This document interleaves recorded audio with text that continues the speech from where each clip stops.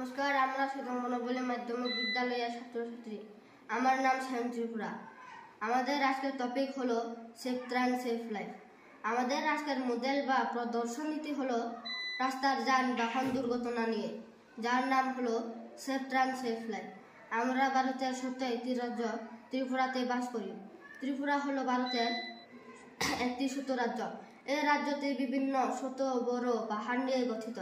তাই পাহাড় সংলগ্ন অঞ্চলগুলিতে যানবাহন দুর্ঘটনা প্রায়শই ভয়াবহ রূপ নেয়, কারণ এখানে আঁকা বাঁকা পথগুলি খুবই বিপজ্জনক।